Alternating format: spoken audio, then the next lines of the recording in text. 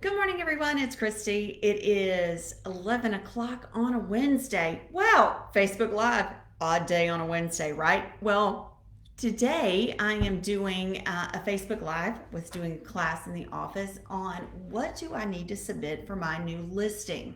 And because I felt it was important enough that we needed to record this and put this on our YouTube channel, I decided to do it on live so that everyone could have it on video if you needed it, as well as post it and send it out there in our Facebook world, because we seem to have so many agents that are still having a little bit of an issue understanding the process of new listings.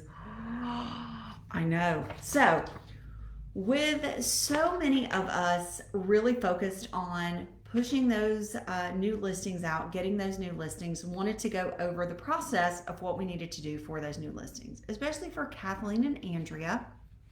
As we know, they are our amazing diamonds here in the office, and we want to do everything to keep them happy, right? Okay, so let's talk about new listings. So first and foremost, you should all have gotten one of these when you started.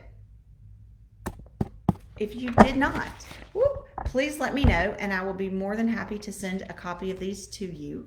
But this is our new listing sheet. Kathleen has these and gives them out in our new packets for onboarding. But what this is our step-by-step that tells you what you need to process with a new listing when you get something under contract, when you get a buyer. So I'm going to put my handy dandy little eyeballs on here, and we're going to go through all of this, and I'm going to kind of talk to you about what each of these are and what the process is. So when you get a new listing, so first and foremost, whoop-de-doo, congratulations, how amazing are you, right? So we have the CB listing agreement. Please make sure that you have that completely filled out. With that complete and 100% filled out, signed, dated, and ready to go listing agreement, you also need to have any disclosures. Okay, so those disclosures are your seller's property disclosure, signed by your seller, the community association disclosure, if applicable, and your lead-based paint disclosure. And if you have a lead-based paint disclosure, which should already be filled out by the seller because it is the seller's responsibility, you should also have the first page of the lead pamphlet initialed by the seller and attached to the lead-based paint disclosure that you upload. Okay, and you're going, why, Christy, why do we need to have that? Okay, per the EPA, which is the Environmental Protection Agency that regulates the lead-based paint exhibits, it tells us that according to the federal stipulations, we should be giving anyone that has to sign a lead-based paint exhibit, whether they don't know about lead-based paint or not, we need to be giving them that pamphlet.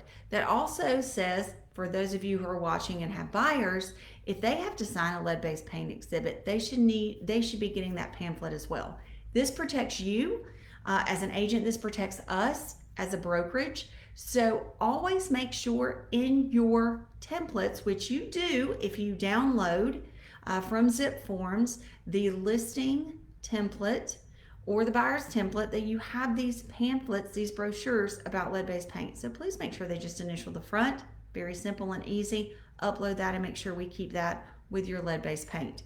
Also, with those disclosures, the American Home Shield seller's coverage opt-in or opt-out. All right, so we are super excited that we now have Tammy. She is our new American Home Shield representative. She is going to be at our Creekoween on the 28th, so you guys will get to meet her. She is going to now be our contact person, so if you have any questions, we're going to be able to call her.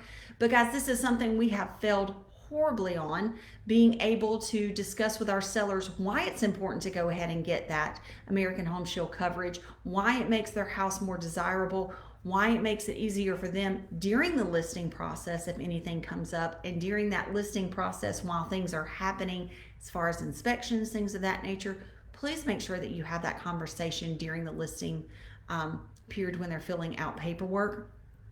And of course, any coming soon addendum, if that is applicable for your sellers, please go through that and let them also understand with a coming soon, what coming soon actually means. That doesn't mean that we're going to have showings. That doesn't mean that you're going to have an open house. That doesn't mean people are going to be traipsing through. That means that you're getting the house prepped on MLS to let people know that it is going to be listed.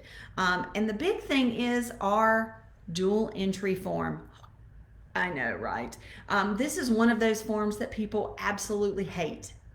And I know. But on zip forms, we are going to have that form uploaded, so you're not going to have to worry about double dutying it, so to speak. It is right now on Remind Docs. So I know a lot of you enjoy using Remind because it is on there. But go ahead and make sure that if you fill it out, you put it in your zip forms. You can actually go on to My CB Desk. You can click on the side underneath My Business, click on Forms. In that, you will see the dual entry form. You can download that to your computer, upload it into zip forms. You can make a template out of it. And if you want to come to the zip forms class next Wednesday, I'm going to be doing in the office. I'll show you how to do that. Until they upload it into zip forms, so it will be part of our Coldwell Banker form, so that you can actually fill that out and get a lot of the stuff pre-done, so that as you go back in, you can check boxes off pretty quick. But those are the items that need to be completed, and you need to have in a pack as you send it to the Johns Creek branch at ColdwellBankerAtlanta.com, and also to our fabulous Kathleen.Carlton at ColdwellBankerAtlanta.com. All right, so once you get all of that listing information sent in, or all of it done, and you send it in, all right, we have another step. Yes, we have another step. And a lot of you guys are forgetting this step. So this is what happens when you have a new listing. There's not just the one step and it's done. We are so fortunate enough that we have people here in the office that actually put your listings in for you. We actually have people that put your signs out for you. But we need you to take another step. So once your listing is live and you have that FMLS and MLS number, okay? One, it would be super amazing, wonderful, and awesome if you would download that FMLS and MLS sheet and send that in as well to Johns Creek, Georgia at mycbhomebase.com, because that actually needs to be uploaded into your My Transactions. And yeah, I know you guys miss that quite a bit, but that does need to go into your listing folder so that we can keep track of that as well. But once you have that done, you need to go into My Deals. My Deals is a separate little icon. It's a separate little tile on My CB Desk. You need to click on that you have a listing. Fill out all the information. What this does is it creates a cover sheet for you. So once you click on I have a new listing, if your listing doesn't show up on there for some reason, then you need to go into the unsubmitted listings. Do not submit a cover sheet until you see your listing. Right? Whoop, sorry, my computer slipped. I got too excited here. So you need to continue to check and make sure that your listing is in there, so you can submit that cover sheet, okay? Because it's very important that we get everything submitted and submitted correctly. So I need for you guys to continue to go into My Deals, look for that listing, and once you see your listing in there, it usually should only take about 24 hours. Click on that listing and submit that sheet. You can attach all your listing documents with your My Deals cover sheet by clicking on that blue button that says submit this listing with documents. Okay? If you do not attach the documents, you need to send them separately. All right, so for some reason you haven't downloaded them, you need to get them all together, whatever, then you need to send them to Johns Creek, Georgia at mycbhomebase.com, of course, and please submit them one way, not both ways. So if you submit them when you submit your My Deals, that's one way. If you don't submit those documents and you submit them separately, that's great, but don't submit them both ways, okay? It just gets really overwhelming. They have uploaded a lot of them twice. It makes it very hard when we go back in and for me to actually check those contracts. All right, so let's take a little step forward and let's talk about actually checking those contracts and some of the things that I'm seeing when we're going through looking at the purchase and sale agreement, and we're actually looking at some of those things coming up on your listings, okay? excuse me, not on the purchase and sale agreement, but on some of these disclosures. All right, a couple of things that people have notated that I want to make sure that you guys are aware of. Of course, on your seller's the seller's listing agreement, please make sure that as you are filling this out, a couple of things to be noted on here. First and foremost, we don't want to leave things blank. All right, so we want to make sure if there is a referral agreement or you have an agent who has referred you business, please make sure you put that person's name and the referral amount on the seller's agreement. If there is not one, just put NA, okay? Don't just leave it blank. Please put NA. This also lets your seller know that there is no referral that is going on. The reason that we do this is because it's really not so much for the office as we have to disclose to the seller by law that they are being referred to us by a third party or by another agent. So if this is a referral, we need to make sure that we are putting it on there. All right. Also, I know it's been very challenging for you to make sure that people are acknowledging that they're signing. Now, in zip forms, you can actually put a date and a timestamp in the acknowledgement area.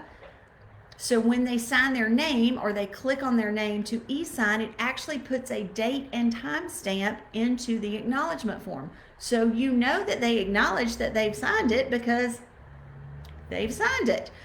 There is a way to do this, so we'll talk about that in the zip forms class next week to make it very easy for you. When you were using zip forms and you're filling this form out, if you go ahead and put in the seller's name and email address, phone number, their physical address, it will automatically put it in the form, so you don't have to have them go back and do it multiple times, as well as it will have them initial in all the little boxes at the bottom.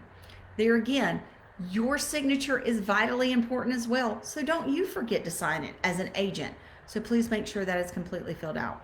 Now, seller's disclosure is pretty self-explanatory. However, we're still seeing that you guys are forgetting to have them fill out certain things on the seller's disclosure.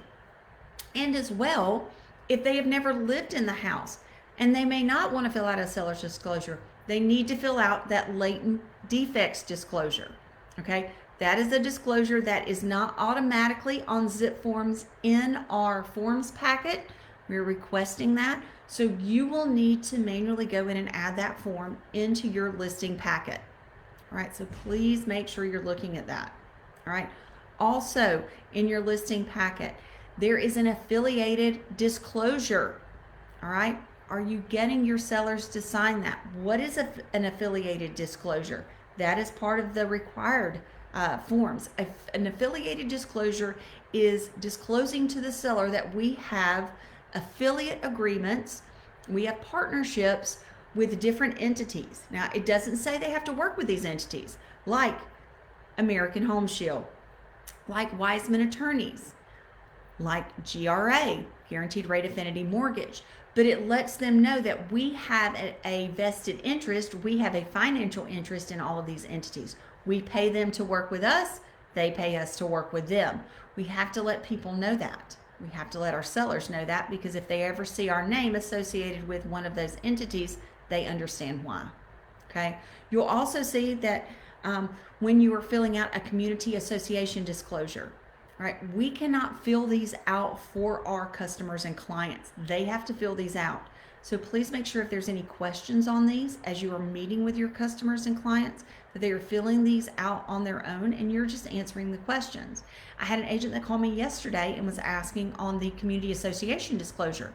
There is a box on the second page that says, in the event that the seller warrants that the buyer will only pay up to a certain amount for any fees at closing to transfer the property, or that will come up fees that they will incur through the HOA, which is pretty much stating that you're asking the buyer to pay up to a certain amount over the cost of any expenses to the community association that will happen because they're selling the home. This is not saying that that the buyer is going to have to pay the fees that seller owes to the HOA, But what it is saying is there is a transfer fee for the HOA to be transferred from one person to the next, or if it is saying that there is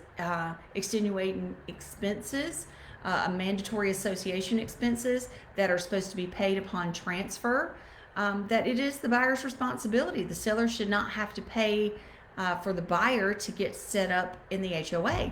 However, many agents do not let the seller know what that means, and the seller leaves it blank, or the seller puts 0, and the seller winds up incurring all of those expenses. Case in point, when this form first came out, I myself did not know that there was a transfer fee on my mother's home that I sold last year in a neighborhood that I had personally lived in myself, but the HOA had approved that transfer fee after I moved out of the neighborhood. So I put 0, that I didn't think that there was anything that the buyer was going to need to worry about paying for. I thought I knew everything that the HOA expense. Unfortunately, not protecting myself as the seller of the home, even though I was the agent as well, I wound up incurring an extra $225 in a upfront initiation transfer fee, whatever you'd like to call it, that got tacked on to my expenses at closing. Had I just either had, as the seller, call the association, or in your case, as an agent, have the seller call the association, find out if there's going to be any fees for transfer, I could have saved that $225, not had it tacked on at the end. Okay, so make sure that you are going through this and really explaining some of those boxes to your seller and understanding those yourself. Okay, and last but certainly not least, as you're going through and getting all of this prepared for Kathleen and Andrea, please take into consideration Georgia MLS and FMLS and make this as clean and clear as possible. When you are writing your description, your verbiage, and your GPS directions, please be respectful and considerate. Please make sure that it's legible and easy to read. I know most of you type it, but if you do handwrite it, please make sure that they can understand it, and please make sure everything's filled out. Understand, the more information you give, the better it's going to be when it goes to a public site and you have potential buyers and sellers that are actually, or potential buyers that are actually reading it, as well as your seller being able to see what an amazing job that you did. So when you're getting your listing ready to go live, it's not just throwing a bunch of paperwork together, it's really making sure that you are executing everything to the highest level. So I hope this has helped you a little bit, knowing all the intricacies that you need to get ready to submit your listing for a new listing. We're super excited. I can't wait for all the new listings to put your goal record on the wall. If you haven't been into the office, check out our goal record wall to see your new listing put up with your name on your record. And I look forward to some excellently executed listings in the future. Have a great day.